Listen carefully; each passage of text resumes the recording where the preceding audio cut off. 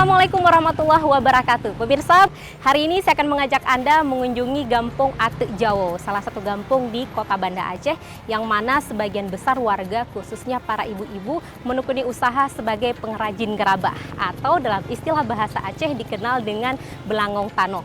Ternyata usaha ini sudah dilakukan secara turun-temurun karena memang warisan dari nenek moyang. Dan usaha ini juga ternyata sangat membantu menopang perekonomian masyarakat. Kemudian seperti apa proses pembuatan hingga distribusi dan bagaimana kehidupan sehari-hari dari masyarakat Gampung Jawa ini, simak selengkapnya bersama kami dalam Inspirasi Indonesia.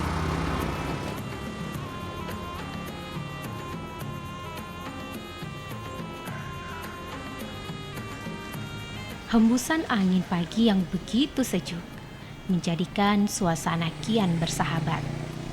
Hiruk-pikuk suasana desa mulai terasa ketika matahari yang bersinar menerangi Gampung Atek Jawo ini, seolah-olah alam tersebut mengisyaratkan dengan berkata, pagi telah tiba, waktunya kembali bekerja dan berkarya. Kak Dar merupakan perempuan yang mandiri. Walaupun berasal dari keluarga sederhana, sejak dulu hingga sekarang tidak pernah berhenti melakukan apa saja untuk membantu menafkahi keluarga. Sehingga pernah menjadi TKW di negara Malaysia. Setelah beberapa tahun mengadu nasib di negeri jiran tersebut, Kak Dar kini kembali ke kampung halamannya dengan harapan bisa menyambung hidup di tanah kelahirannya, yaitu Kampung Atek Jawo.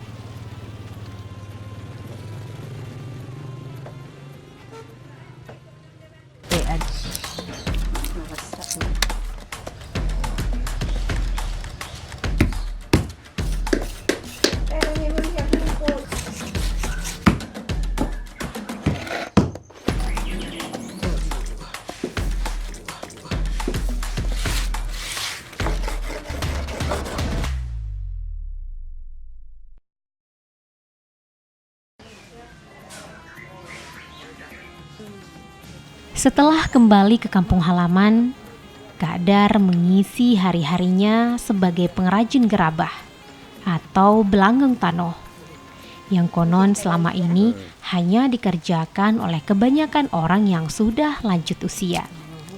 Karena pembuatan gerabah ini merupakan warisan turun-temurun dalam keluarga, maka Kak Dar pun terdorong untuk mencoba menjadi pengrajin gerabah demi mewarisi karya dari leluhurnya.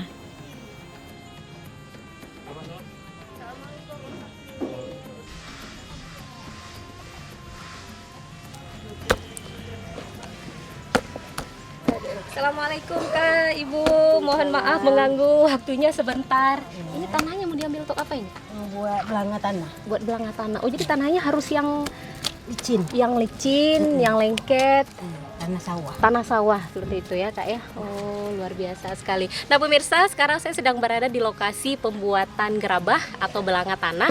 Kalau dalam istilah bahasa Aceh itu lebih dikenal dengan nama belangong tanoh, yaitu belanga yang terbuat dari tanah.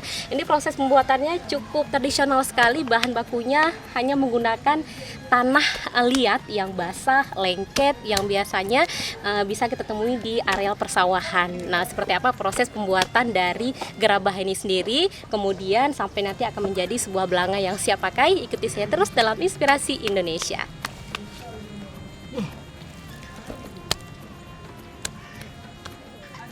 Kak Dar adalah warga asli Kampung Atek Jawo yang merupakan salah seorang penerus kerajinan tangan yang menjadi turun-temurun dari nenek buyutnya.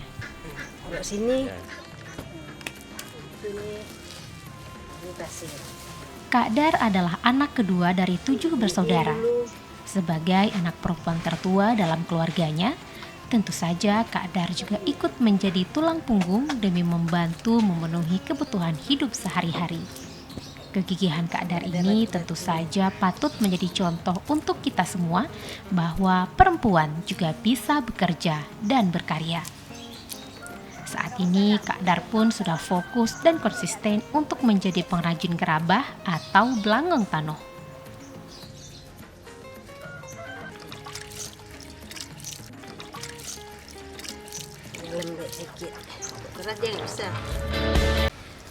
tadi kita sudah melihat proses pengambilan tanah sebagai bahan baku yang digunakan untuk membuat gerabah. Nah, tahapan selanjutnya tanah yang sudah diambil tadi akan diinjak, dan ini diinjaknya berapa lama, Kak? 2 jam. Selama 2 jam. Ini gunanya untuk apa ini, Kak? Harus diinjak?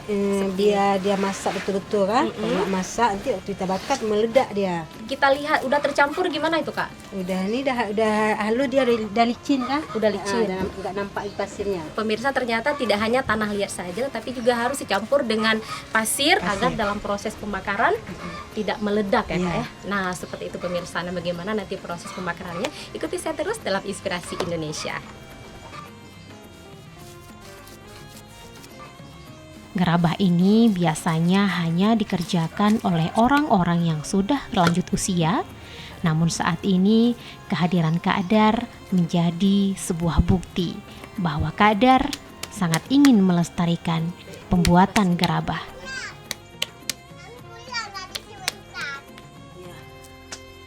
Dewasa ini seharusnya gerabah dapat dikerjakan dengan memadukan pencegahan teknologi, khususnya di generasi milenial. Hampir tidak ada generasi muda yang menjadi pengrajin gerabah.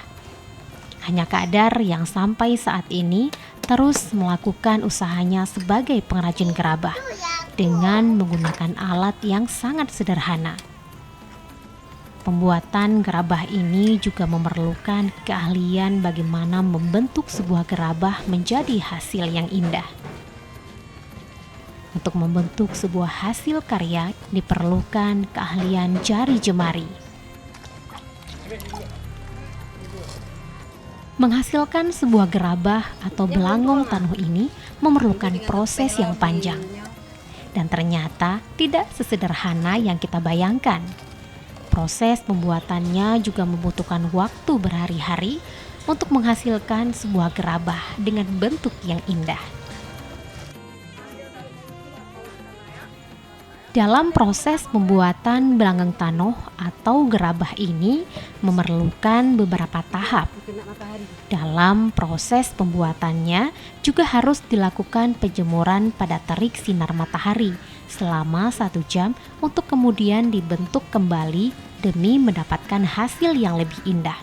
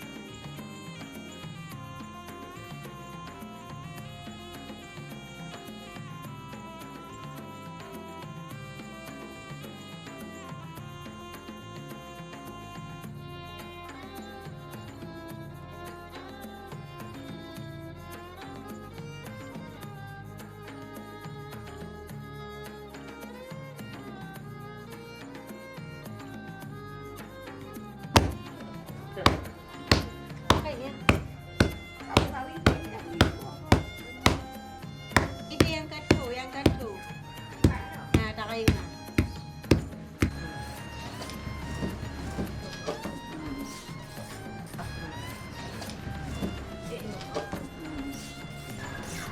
Ini lang ada kuping. Tulang ada kuping.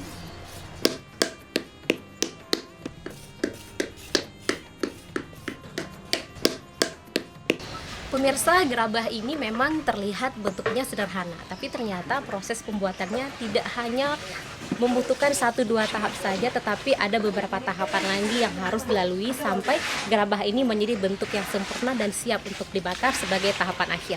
Dan sekarang kita akan melihat tahapan yang keempat dari proses pembuatan gerabah. Jadi tetap ikuti saya terus.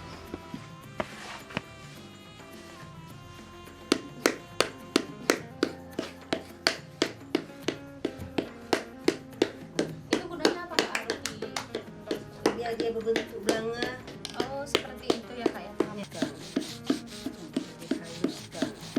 Belanga yang sudah dibentuk dan dijemur kemudian akan dirapikan kembali oleh Kak Dar dengan menggunakan alat-alat yang sangat tradisional seperti lesung, bambu, kayu, dan kulit kerang.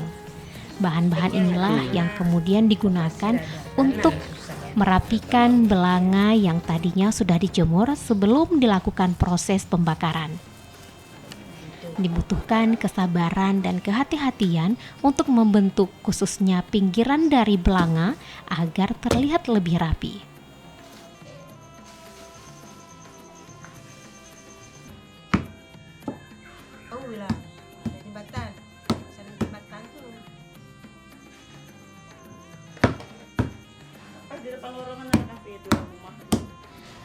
Usaha ini udah berapa lama sih Kak digeluti oleh? Usaha nih dah lama kali dah turun temurun. Dari nenek moyang dulu kami buat ini. Keahlian Keahlian dari keluarga. temurun. Jadi selama ini Kak bahan baku yang diperoleh itu dari mana aja Kak? Kami dapat di sawah. Selama ini ada sih nggak Kak bantuan dari pemerintah yang diberikan kepada keluarga untuk menunjang usaha ini? Tidak ada. Ya ada. Selama ini memang murni dari usaha sendiri. Oke, apa harapan Kakak untuk kedepannya? Itulah pemerintah nih maulah membantu kami untuk membeli apa lahannya, biar kami bisa meneruskan nih pembuatan gerabah nih.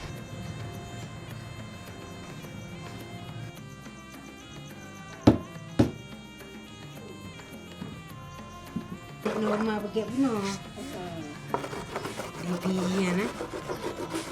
Setelah proses finishing atau merapikan belanga yang tadinya tidak rapi, maka tahapan terakhir adalah proses pembakaran. Namun sebelum proses pembakaran, belanga tersebut harus disimpan terlebih dahulu agar tanah liatnya menjadi lebih rapat. Pemirsa, setelah proses finishing, perapian bentuk dari gerabah ini sebelum disimpan ternyata dicat dulu dengan menggunakan tanah merah agar tidak terlihat lagi warna tanah dasar. Jadi bentuknya dan warnanya jadi lebih indah. Nah setelah itu disimpan selama 2 minggu baru nanti siap untuk tahapan terakhir yaitu tahapan pembakaran. Seperti apa prosesnya? Tetap terus bersama kami dalam Inspirasi Indonesia. Proses pembakaran juga membutuhkan waktu yang tidak sebentar. Walaupun menggunakan alat tradisional seperti kayu, jerami, pelepah kelapa, dan beberapa alat lainnya. Proses pembakaran ini juga sangat bergantung pada keadaan cuaca. Jika musim hujan, maka proses pembakaran tidak dapat dilakukan. Dan ini menjadi salah satu kendala bagi para pengrajin gerabah.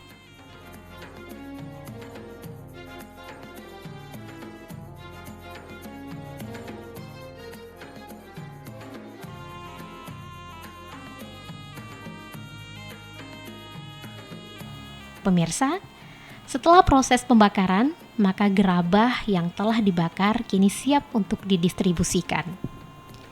Sebagian besar masyarakat dan Kak Dar sendiri yang menjadi pengrajin gerabah akan membawa gerabahnya ke tempat penampungan sementara yang saat ini dikelola oleh Maknu.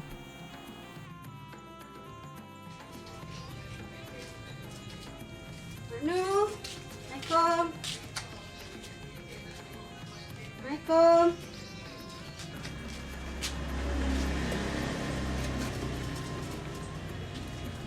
Barang katruk tak kalau nilai. Aduh. Maknu merupakan warga dari Gampong Atik Jawo yang dulunya juga berprofesi sebagai seorang pengrajin gerabah. Namun saat ini Maknu tidak lagi membuat gerabah, tapi hanya menampung gerabah yang dihasilkan oleh warga sekitar untuk langsung dibeli dan dibayarkan ketika gerabah sudah selesai. Hal ini juga sangat membantu para pengrajin gerabah sehingga langsung bisa menjual hasil gerabahnya tanpa harus menunggu agen yang membeli.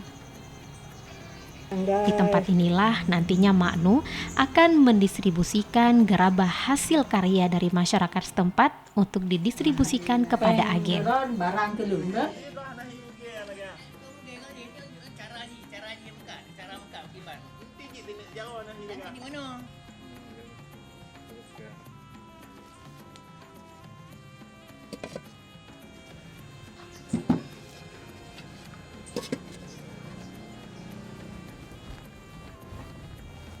Pemirsa, sekarang saya sudah berada di gudang tempat penyimpanan gerabah yang dihasilkan oleh ibu-ibu yang memproduksi gerabah khususnya di Gampung Atik Jawo.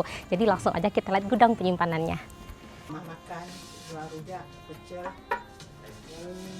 Oh iya, kalau besar dia Manu. Iya. Dan orang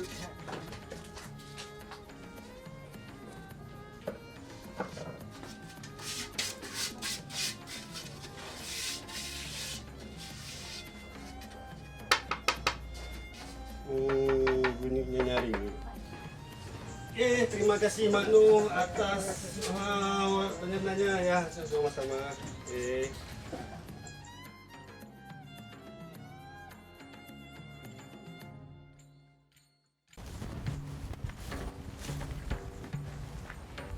Assalamualaikum Mak Nu. Wah, ini gerabahnya udah banyak nih stok Mak Nu ya. Luar biasa. Iya, nah pemirsa, inilah gudang tempat penyimpanan gerabah yang dihasilkan oleh ibu-ibu yang memproduksi gerabah atau belangen tanuh ini khususnya di Gampung Atik Jawo. Jadi mereka yang sudah memproduksi langsung ditampung oleh Mak Nu dan mereka langsung mendapatkan penghasilan. Lalu kemudian agen baru akan mengambil ke Mak Nu. Jadi masyarakat di sini tidak perlu menunggu agen Mak Nu ya. Jadi bisa langsung mendapatkan hasil. Ya, Mak Nu udah berapa lama sih Mak Nu menekuni profesi ini sebagai penampung dari gerabah? sebenarnya udah lama saya nampung ini semenjak saya jadi pos KB. Ada dana dari pos KB, jadi saya gunakan, jangan hilang uangnya, saya gunakan untuk membeli gerabah ini dari ibu-ibu desa. Jadi Kalau sudah dihitung-hitung berapa lama gerabah Mak Nu? 98 udah beli. 98. Dulunya saya juga pembuat ini. Oh, pembuat gerabah juga. Ini juga. Jadi sambilan membuat dan menampung ibu-ibu punya di sini. Iya, jadi biasanya agen ini berapa lama sekali sih Mak Nu datang ke sini? Seminggu kah, sebulan kah biasanya? Itu enggak tentu. Nggak tentu. Kadang-kadang ada tiap hari, apalagi menjelang megang. Menjelang megang, jangankan agen-agen, ibu-ibu dari mana-mana aja datang kemari membeli Khusus barang untuk gerabah beli gerabah ini. Mak Nu ya. Nah, Mak Nu ini kan ada banyak jenisnya nih. Ini ada Ini. pine, kalau istilah bahasa Indonesia cobe Ya. Mak Nu ya. Ada juga ini beragam bentuknya. Ini yang paling banyak permintaan jenis mana nih Mak Nu? Ini tergantung kok hari-hari begini. Ini barang yang ini yang sering diminati orang-orang. Ini untuk apa nih Mak Nu? Ini Tumis, untuk, ini barang belanga sejupa. si Ini jupa untuk, ya, belanga si jupa. Nah, jadi ini untuk asam keung. Buat asam keung dalam ini hari-hari Mm-mm. keluarga kecil. Mm-mm. Ini. Oke. Jadi kok yang numis bentuk ini dia. Yang mana itu Mak? Nah, Oh, beda ini Mak Nu beda. ya. Ini Kok agak ditumis, Mm-mm. dalam ini tempatnya. Oh, Dia kan gitu. tidak banyak kuah Iya. tumis. Kok ini untuk yang berkuah, Iya. ini untuk yang sedikit Kuah kuahnya. sedikit. Nah pemirsa, kita udah lihat langsung bagaimana tempat penyimpanan gerabah yang ditampung oleh Mak Nu dari ibu-ibu di Gampung Atik Jawo ini. Dan sekarang kita akan melihat langsung ke rumah-rumah warga, bagaimana mereka menggunakan gerabah atau belangan tanuh ini sebagai alat masak mereka sehari-hari. Jadi ikuti saya terus dalam Inspirasi Indonesia. Izin dulu Mak Nu ya, Assalamualaikum. Waalaikumsalam.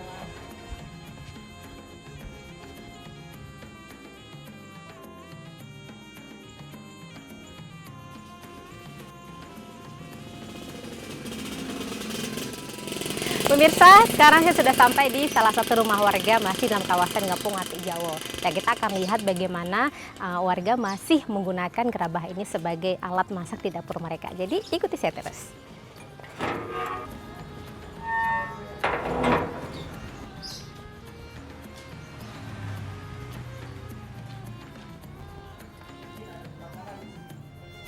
Seiring dengan berkembangnya Assalamualaikum, teknologi, Mak. ternyata gerabah juga masih digunakan dalam keseharian masyarakat, khususnya sebagai alat memasak di dapur.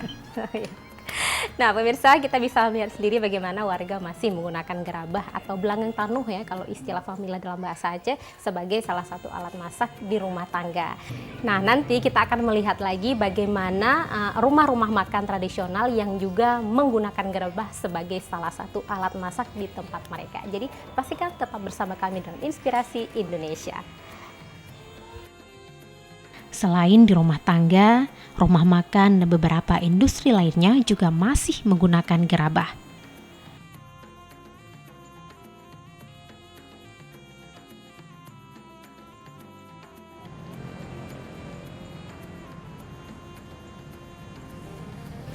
Nah pemirsa, saya sudah sampai di salah satu rumah makan yang menggunakan belang tanoh sebagai alat masaknya. Jadi langsung aja kita masuk ke dalam. Assalamualaikum Kak.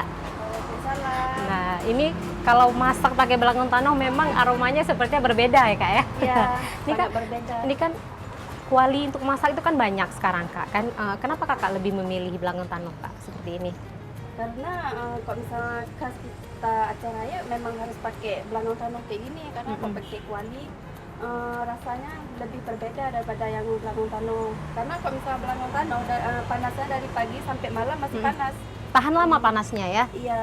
Kemudian rasanya pun lebih enak daripada yang kuali biasa. kuali biasa lebih enak. Iya.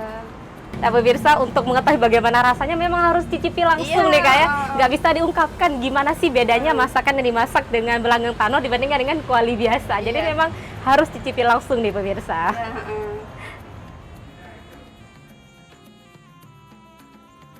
Pemirsa, perjuangan yang tidak pernah habisnya adalah kehidupan. Selama masih hidup, maka akan ada banyak hal yang dapat kita perjuangkan.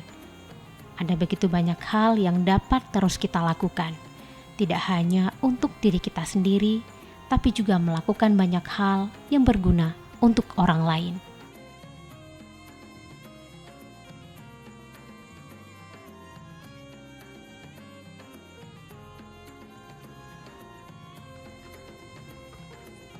Pemirsa, akan seperti inikah tradisi leluhur yang dulu pernah kita banggakan? Terbuang, usang, dan menjadi sampah, tidak ada siapapun yang akan peduli. Akankah tradisi yang sekarang kembali dibangun oleh masyarakat akan bernasib sama seperti ini? Hanya kita yang dapat menjawabnya. Demikianlah sajian inspirasi Indonesia kali ini. Dari Gampung Atik Jawo, Kota Banda Aceh, saya Nur Safriah beserta seluruh kerabat kerja mengucapkan terima kasih. Sampai jumpa. Wassalamualaikum warahmatullahi wabarakatuh.